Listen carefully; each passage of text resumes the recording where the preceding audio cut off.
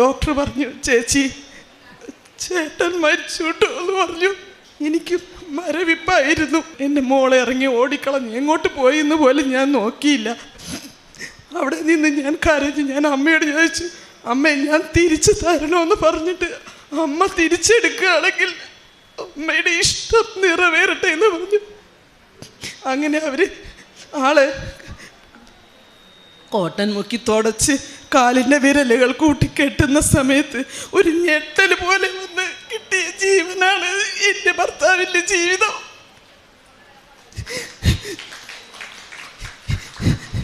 Operation 9 ലക്ഷം രൂപ ചെലവ് വരുന്നൊരു ഓപ്പറേഷനാണ് അവർ പറഞ്ഞത്. എൻ്റെ കയ്യിൽ സാമ്പത്തികമില്ലായിരുന്നു.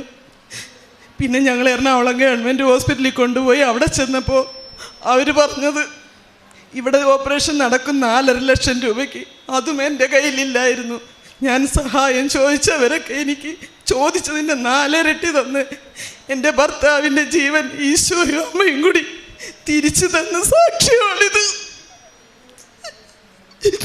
എനിക്കൊരിക്കലും പ്രതീക്ഷയില്ലായിരുന്നു. ഡോക്ടർ പറഞ്ഞത് ഈ മരുന്ന് നിർത്തുമ്പോൾ ആളുടെ ഓപ്പറേഷൻ സക്സസ് ആവില്ല എന്ന്. അവിടെയും ഡോക്ടർ എന്നോട് പറഞ്ഞത് സക്സസ് ആവില്ല എന്ന് പറഞ്ഞത് ആണുങ്ങളെ വേണം. എനിക്ക് ആരും ഇല്ലായിരുന്നു ആണുങ്ങളായിട്ട് കൂടെ നിർത്താനായിട്ട്. ബോഡി പാക്ക് ചെയ്യാനാണ് അവർ പറയുന്നത്. അവിടെ നിന്നും അമ്മയും മാതാവും എനിക്ക് തന്ന ഇത്രയും വലിയ അനുഗ്രഹത്തിന് എൻ്റെ ജീവിതകാലം മുഴുവനും ഞാൻ കോടാനുകൂടി നന്ദി പറയുകയാണ്.